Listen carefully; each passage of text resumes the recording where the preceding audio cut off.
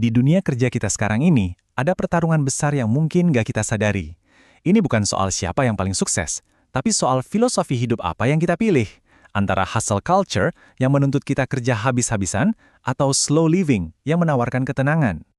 Nah, di satu sisi kita punya hustle culture.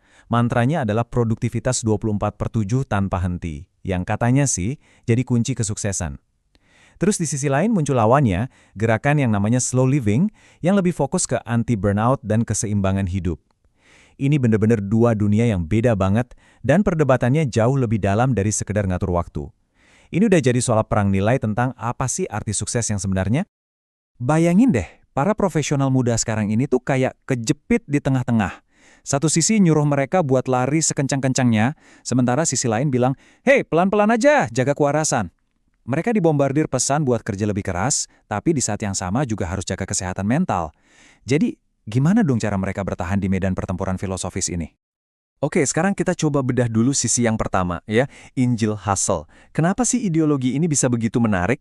Karena buat para pengikutnya, ini tuh bukan cuma soal etos kerja, ini udah kayak sebuah keyakinan, hampir mirip agama, di mana kerja keras itu jadi ukuran moral tertinggi seseorang. Gampangnya gini. Hustle culture itu kepercayaan kalau sukses cuma bisa didapat lewat kerja non-stop. Ide ini nyebar cepet banget gara-gara media sosial. Coba deh, iseng buka LinkedIn atau TikTok. Pasti nemurkan konten yang bangga-banggain kerja 16 jam sehari atau bangun jam 4 pagi, seolah-olah itu satu-satunya jalan buat jadi kaya. Nggak ada yang pernah mengubah dunia cuma dengan kerja 40 jam seminggu. Nah, kutipan kayak gini nih yang jadi jantungnya hustle culture. Pemikiran semacam ini ngelihat istirahat itu kayak kemewahan yang nggak perlu, atau bahkan buang-buang waktu. Pesan di baliknya tuh jelas banget. Kalau kamu nggak produktif terus-terusan, ya siap-siap aja ketinggalan.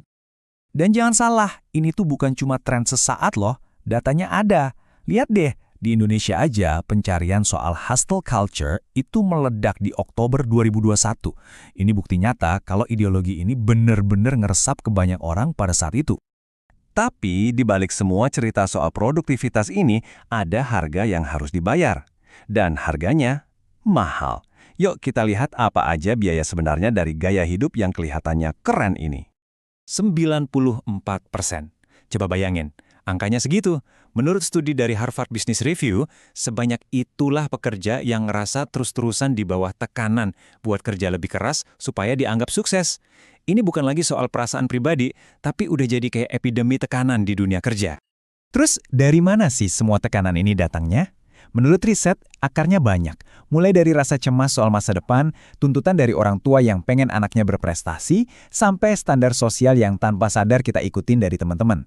Ironisnya, kadang institusi pendidikan pun ikut mendukung budaya super sibuk ini. Nah, akibatnya jelas nggak main-main.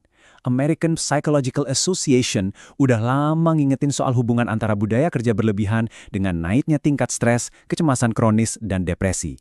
Puncaknya, burnout, sebuah kondisi kelelahan parah yang ironisnya justru bikin produktivitas anjlok.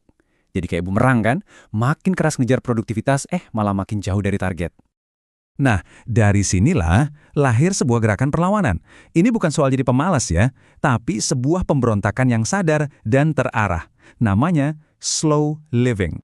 Intinya, slow living itu menolak ide kalau nilai diri kita itu sama dengan jabatan kita. Ini adalah pilihan sadar buat kerja secukupnya. Tujuannya bukan buat jadi malas, tapi buat melindungi aset kita yang paling berharga, kesehatan mental dan kualitas hidup. Oke, pertanyaannya sekarang gimana caranya nerapin ini di kehidupan nyata yang serba sibuk? Yuk, kita bahas beberapa langkah praktis yang bisa langsung dicoba di tempat kerja.